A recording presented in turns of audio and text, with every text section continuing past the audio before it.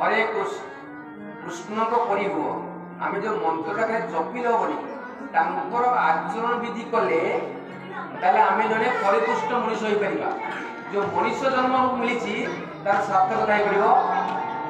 आम गणे जी कृष्ण भरी सबू कलार अधिकारी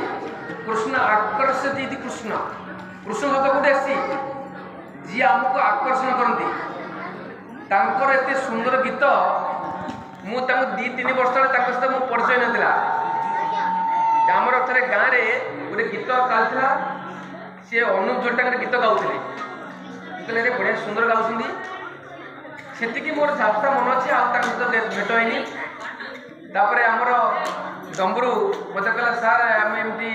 जज हिसाब से आम नवा मोर से सांग अच्छा आम नवा बहुत बढ़िया कथा मुझे गीत थोड़ा शुणी मत परिचय नाला गोटे आप्लिकेसन लिखी आम अनुष्ठान तरफ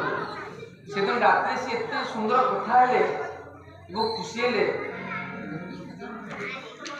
मोर भाषा नहीं कहवाई सी मिसेस को कहते देख आम कष्ट चली पार आम दुखे चली पार जो कागज मैंने पाइनी गोटे टका बहुत कम जी से कला को भल पाती जहाँ शरीर भितर कला प्रवेश कर भावुची जो साधना तुम से प्रभाव पड़ो सी भी आम गीतार प्रति हरिकृष्ण भाई सी आम सभापति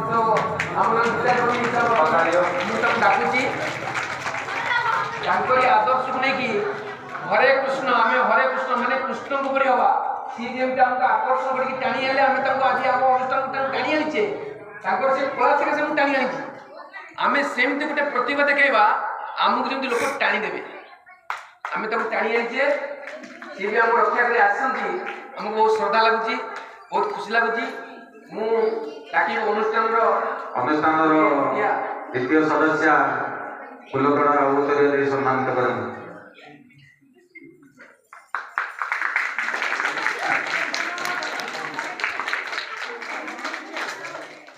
कृष्ण को बहुत बहुत धन्यवाद बहुत मूल्यवान समय आम सहित ग्रहण होती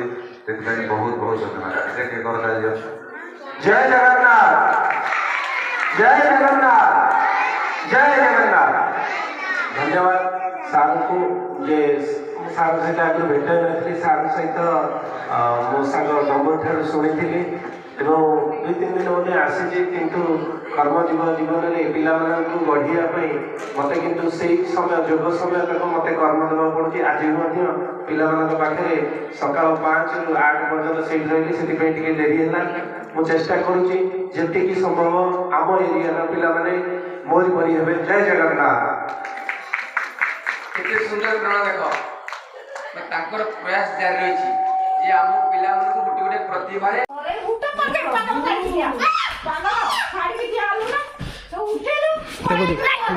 तू कह दौटी उठिलु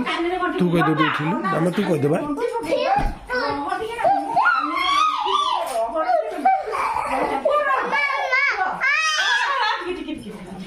उठिलु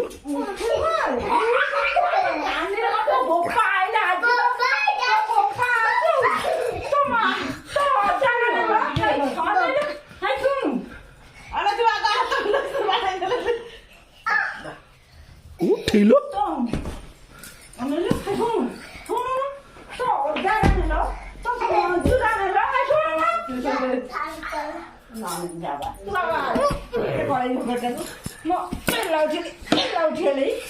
उठिलु